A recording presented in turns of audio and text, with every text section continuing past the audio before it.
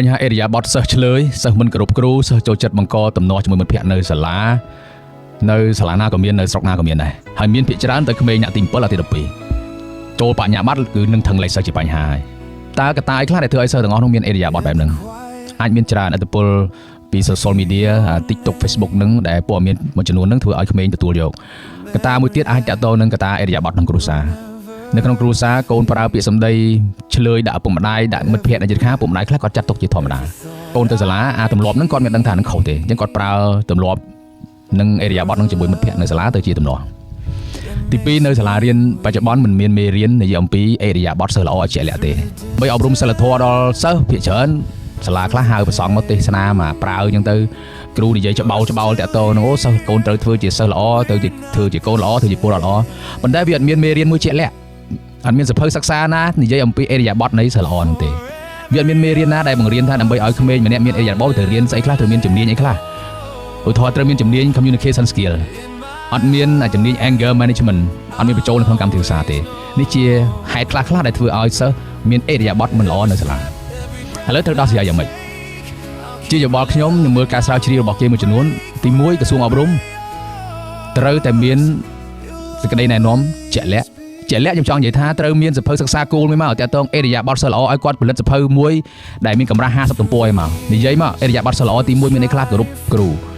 គោរពមិត្តភ័ក្តិស្អីហើយក្នុងគោរពត្រូវមានអីខ្លះសេអស់មកហើយបញ្ចូលអាមេរៀន communication skill នឹងខ្លះមកតាក់ទងនឹងការនិយាយស្ដីតាក់ទងនឹងការឆ្លើយតបហើយនឹង anger management ការគ្រប់គ្រងកំហឹងមកទៅសេជាមេរៀនមកសម្រាប់ឲ្យនាយកសាលាគាត់យកមកប្រើមកផ្សព្វផ្សាយតាមរយៈការប្រជុំនៅដងទូជាតិម្ដងនេះគាត់និយាយមកកុំឲ្យនាយកសាលាចេះតែនិយាយប៉ាត់ណាអាពេលប្រជុំសិនម្ដងស្ដាប់ឡើងធុញវាអត់មានមេរៀនមួយជាក់លាក់ឬក៏ផ្សព្វផ្សាយតាមរយៈគ្រូមុខវិជ្ជាសិលធម៌ហ្នឹងឬគ្រូបន្ទុកថ្នាក់មួយពេលគាត់បរៀនហ្នឹងឲ្យគាត់មានសភៅ guideline មួយសម្រាប់គាត់និយាយទៅកាន់សិស្សទី2ជាការប៉ុណ្ណាសិស្សដែលមានអេរិយាបថមិនល្អយើងដាក់ទណ្ឌកម្មដាក់ពិន័យគាត់ក៏ប៉ុន្តែក៏ត្រូវតែមានតារាងមួយអង្គនីកាទ័រមួយវាស់វែងសិស្សល្អនោះសិស្សដែលមានអេរិយាបថល្អដើម្បីដាក់ពិន្ទុឲ្យគាត់លើកទឹកចិត្តសិស្សល្អដើម្បីជាយកសិស្សល្អនោះធ្វើជាគំរូស្រូបទាញអាសិស្សមិនល្អនឹងឲ្យមកមានអេរិយាបថល្អអញ្ចឹងក្រៅពីដាក់ពិន័យយើងត្រូវតែមានធ្វើរង្វាន់សម្រាប់សិស្សដែលមានសិលធម៌ល្អនិងអេរិយាបថល្អបច្ចុប្បន្នយើងច្រើនតែមានរង្វាន់សម្រាប់សិស្សបកែតែអាសិស្សដែលមានអេរិយាបថល្អយើងអត់សូវមានទេអត់ទាន់មានទេទី3កត្តាឪពុកម្ដាយចូលរួមនៅសាលាពេលដែលគ្រូបញ្យល់មេរៀនកូនសិស្សខ្លះអត់ស្ដាប់គ្រូទេបលែងគ្នានិយាយគ្នាអញ្ចឹងទៅគ្រូនិយាយម្ដងពីរដងមិនស្ដាប់ទេគ្រូគាត់ខឹងទប់ប្រមាណចោលមកដីសឬក៏ហ្វឺតទៅដល់ផ្ទះវិញប្រាប់ឪពុកម្ដាយមកដល់សាលាភ្លាមកូនខ្ញុំខុសអីមិនបានវាយកូនខ្ញុំមិនបានប្រាហឹង្សាលើកូនខ្ញុំអានឹងឪពុកម្ដាយមិនចូលរួមពេលខ្លះកូនឆ្លោះគ្នានៅសាលាគ្រូហៅមកទីចាត់ការស្ដីបន្ទោសវាយទីទួចទៅដល់ផ្ទះពុកម្ដាយមកដល់សាលាជួបកូនខ្ញុំខុសអីយុត្តិធម៌នៅកន្លែងណាមកទីរយុត្តិធម៌នៅពេលដែលគ្រូកំពុងអប់រំស្ដីបដៅនឹងជាចំណុចខ្វះខាតជាចំណុចដែលមិនចូលរួមរបស់ពុកម្ដាយ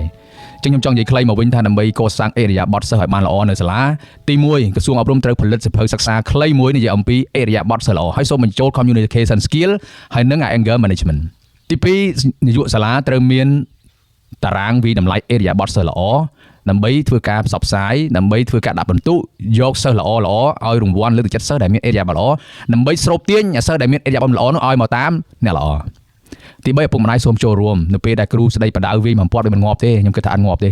កុំងាកបន្តិចមកប្តឹងគ្រូងាកបន្តិចមករករឿងគ្រូធ្វើបែបនេះគ្រូអត់មានកម្លាំងទឹកចិត្តក្នុងការអប់រំស្ដីបដៅទេអេរិយាបថគឺជាមេរៀនដែលបង្រៀនដូចគណិតដូចមុខវិជ្ជាដទៃអញ្ចឹងបើអត់មានមេរៀនបង្រៀនទៅសិស្សទេគឺសិស្សមិនអាចនឹងផ្លាស់ប្ដូរទេហើយបង្រៀនអេរិយាបថនេះគឺត្រូវការប្រើឧទាហរណ៍ជាក់ស្ដែងរបស់គ្រូឧទាហរណ៍ជាក់ស្ដែងរបស់មនុស្សល្អៗនៅក្នុងសង្គមដែលមានគ្រូបង្រៀនមានមិត្តភ័ក្តិល្អៗនិងឪពុកម្ដាយចូលរួមតលតែទាំងអស់គ្នាចូលរួមទើបអាចកសាងឬក៏ផ្លាស់ប្ដូរអេរិយាបថសិស្សមិនល្អនេះឲ្យមកល្អបានសូមអរគុណ